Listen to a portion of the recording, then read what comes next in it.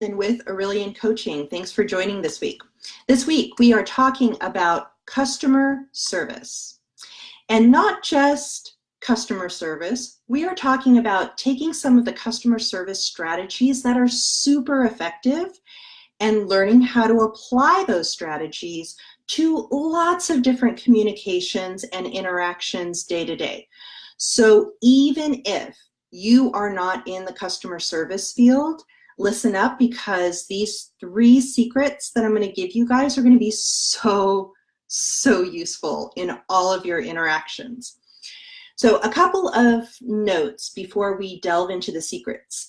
Number 1 is that I am defining customer very broadly, okay? So think of customer in terms of anybody who is on the receiving end of what you have to offer, right? So when you think of it that way, it could be a traditional customer, right? Somebody who is a purchaser of your goods, but it could be clients, it could be your boss, company leadership, right? It could be other team members.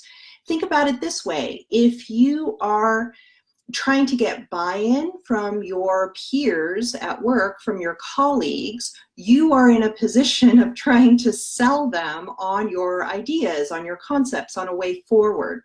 So they are your customer in that instance, okay?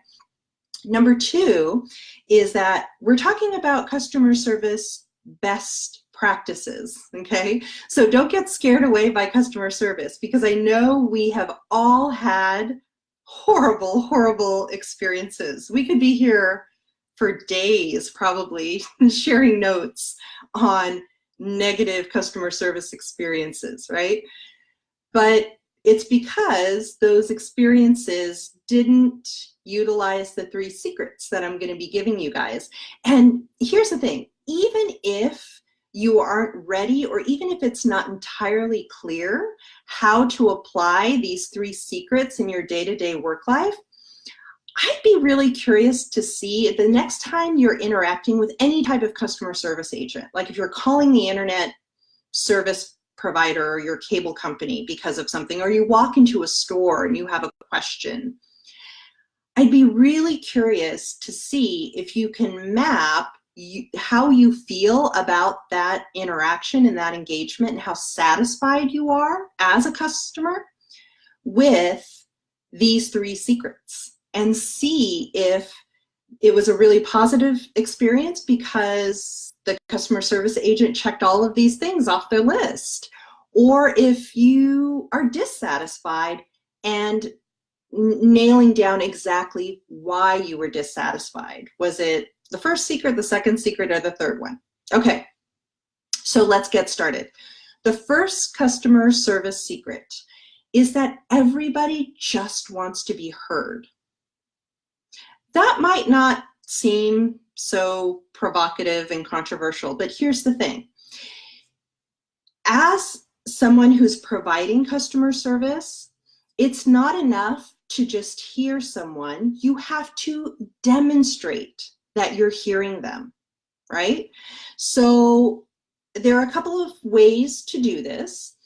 If you are in person, you know, you're in a meeting or you're doing a presentation somehow, you have the benefit of signals from body language, right? People nodding, you can nod, people leaning in, right? Those are all signals that someone is being heard. But a lot of times, if you're on the phone, if you're on teleconferences, you don't have the benefit of that, right? So even more so, you have to go out of your way to communicate certain things that signal to the other person, I'm hearing you. And there are a couple of ways to do that. One is called mirroring, M-I-R-R-O-R, mirroring, okay? And what that is it's playback, basically, right? So some of this is borrowed from the field of negotiation, and it can be as prescriptive as you take the last few words that the customer said and you repeat them, right? So that signals I'm following you, I'm listening to what you're saying, and I'm hearing you. I don't take it that literally.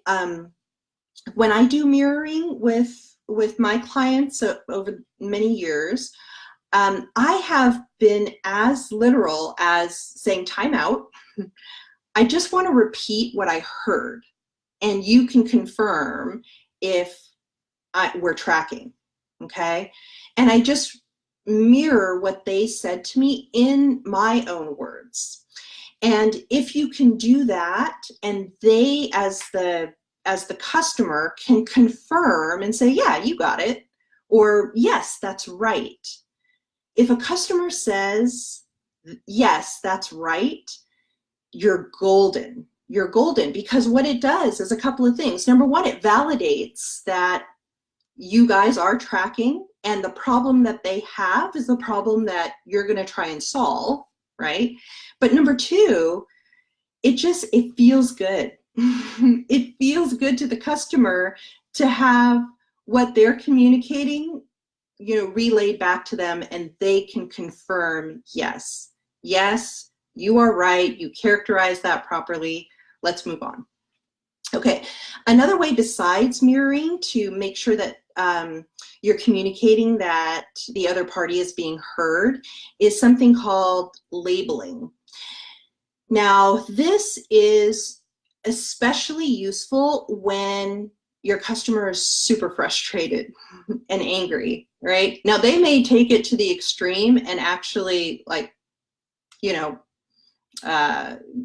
say you're at fault, and they're just taking out all their anger and frustration on you.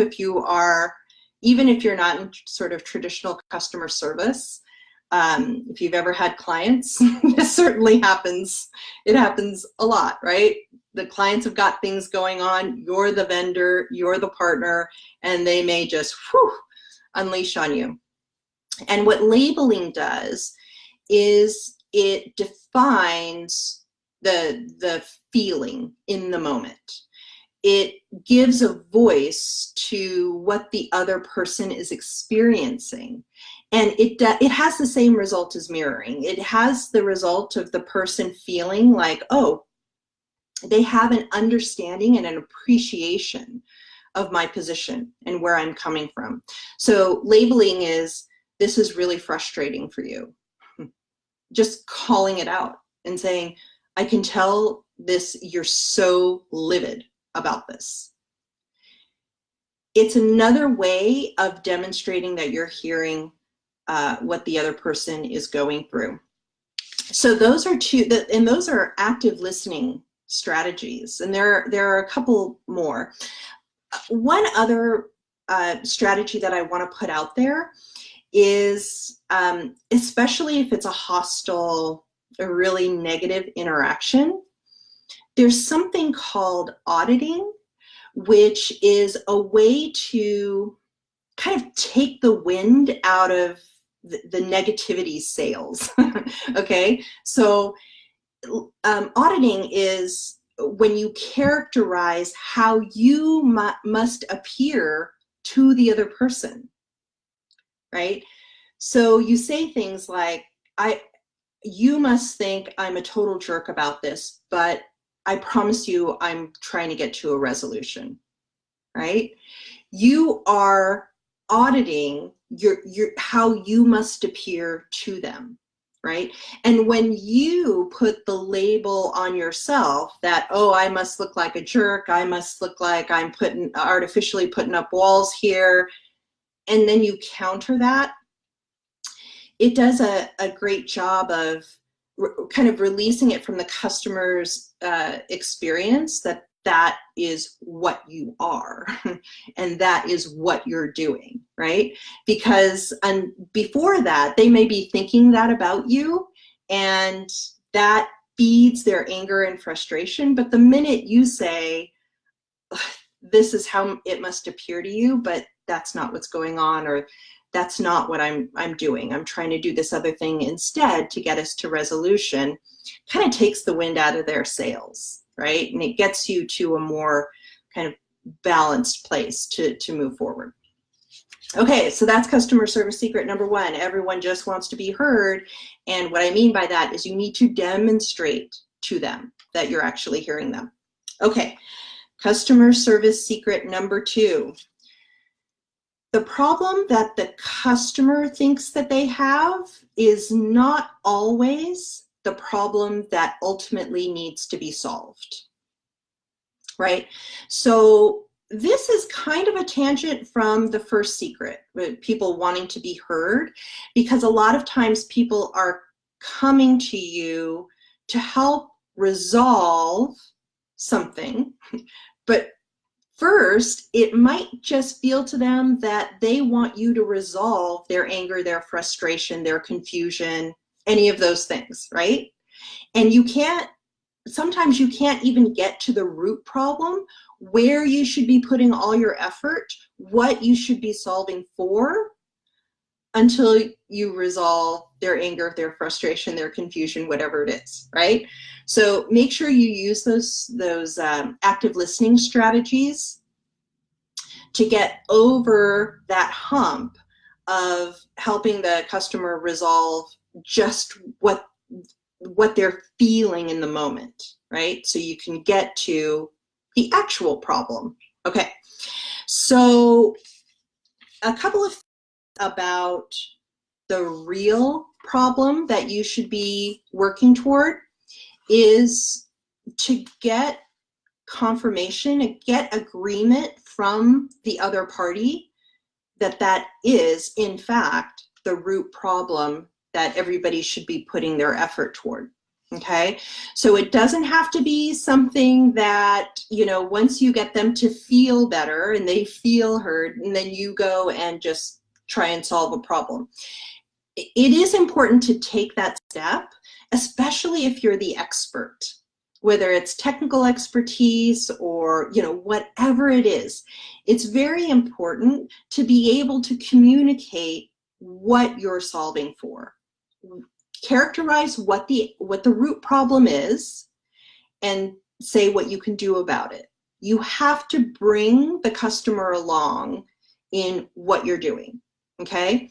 And again, if you can get to the point where the customer is able to confirm, like they really understand what the root problem is, and there's agreement on, you're going to solve this problem for me, and I'm going to help you. I'm going to give you all the information that I can so that you can solve this for me. If you can get them to say, yes, that's right, or yeah, you've got it, we're tracking, so good. That's what you want. Okay, so that's customer service secret number two. The problem that the customer originally characterizes may not be the root problem to solve. Okay, and in order to get to the root problem to solve, you need to get agreement with the customer that that's the problem that you're both going to be putting effort toward. Okay, so customer service secret number three. This is the secret that I think is the source of all the frustration that you might experience when you call a service provider and have a really unsatisfactory experience with a customer service agent. And that is that they are answering an outcome question with a process answer. So customer service secret number three is you answer an outcome question with an outcome answer, okay? I have a couple of examples, and this stuff literally happened to me in the last week, okay? So I called my internet company, and I was like, look, it's really slow. Can you guys fix this? That's an outcome question, right? Can you guys fix it? Go fix it, yeah? The answer that I got was not yes or no or a timeline. The answer I got was, well, this is what we do, and this is, it was process. It was like, this happens first, and this happens second, and this, oh no. Listen, always, 100% of the time, a general or broad outcome answer is going to be so much better than any sort of super specific process answer. Okay? Do not give me details about your process. I don't care about your process, right? All I need to know is, can you fix this, yes or no? Turns out the answer was yes. And when? Like, give me something, right? And again, a general or broad answer is going to be better than nothing, right? So even if the problem might be resolved in anywhere between 1 to 4 hours, wow, that's so not specific, right? I'm going to get my internet speed back in maybe 4 hours, like maybe. But you know what? It's better than not having any range at all and you just giving me a bunch of details about the process. I don't want that, right? So a broad or general outcome-based answer is always going to be better for an outcome question than any sort of super specific process answer. Okay. So those are my 3 customer service secrets. Take some time to think about those 3 secrets the next time you're on the receiving end when you are a customer and interacting with customer service on any level.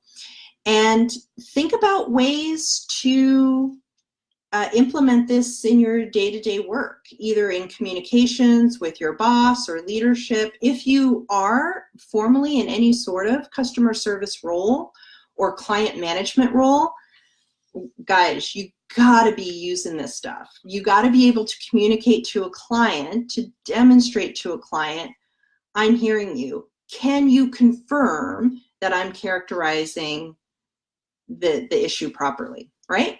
So those are my secrets. Let me know what you think. If you try them out and you haven't used them before, I'd love to hear from you. Go to aureliancoaching.com if you are interested in joining the Skill Masters group, where we take one of these management skills and learn about them every week, and you'll get a weekly email from me with guidance and a tool that will actually walk you through this and teach you how to put it into practice in a very practical way.